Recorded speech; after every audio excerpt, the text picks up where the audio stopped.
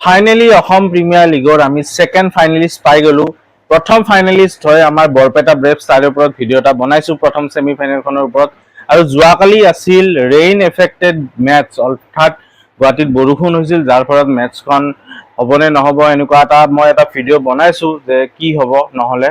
আৰু ফাইনেলি মেটছখন হ'ল আৰু DLS মেটছখন 11 অভাৰ্ছৰ মেটছ হৈছিল আমাৰ গুৱাহাটী ৰয়েলছ ভাৰ্চেছ বৰাক লেজেণ্ডছৰ মাজত। আৰু ফাইনেলি গুৱাহাটী ৰয়েলছে মেটছখন ওৱান সাইডেড জিকি কিনে ফাইনেলত এন্ট্ৰি কৰে। আৰু ফাইনেল এতিয়া হ'ব অহাকালি অৰ্থাৎ 23 আগষ্টত ইভিনিং 7 PM 7টা বজাত হ'ব বৰপেটা ব্ৰেভছ ভাৰ্চেছ গুৱাহাটী ৰয়েলছৰ মাজত। গতিকে এতিয়া যোৱাকালিৰ সেকেন্ড সেমি ফাইনেলখনৰ বিষয়ে অলপ কথা পাতিম যে কি হ'ল।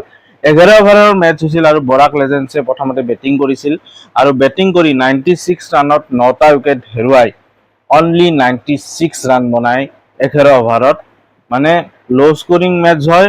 আৰু বৰাকৰ হৈ যদি মই কওঁ, হৰ্ষ কুমাৰে 18 ৰান বনাই টপ স্কৰাৰ, ভাৰ্গৱ লহকৰে 15, শিৱশংকৰ ৰয়ে কেপ্টেইন 17 ৰান বনাই। তো এইখিনিয়ে হ'ল এই তিনিটাই স্ক'ৰ অলপ বনাই, বাকী 20ৰ ওপৰত এজনেও স্ক'ৰ কৰিব নোৱাৰে বৰাকৰ হৈ, যাৰ ফলত মেটছখন 96 ৰানতে শেষ, মানে 11 অভাৰত অনলি 96 ৰানহে বনাব পাৰে।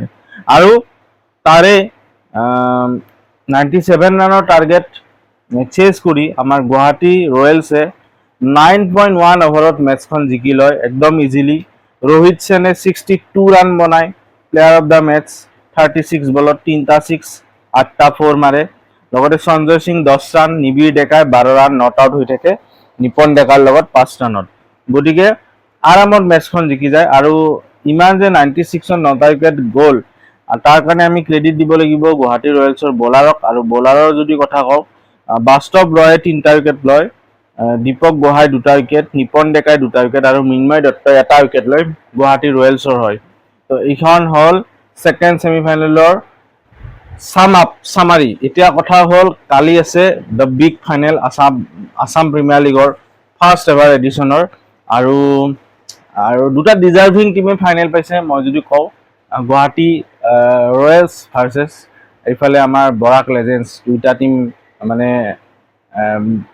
ডিজাৰ্ভিং টিম হয় ফাইনেল খেলিবৰ কাৰণে, আৰু সেই দুটা টিমে পাইছে।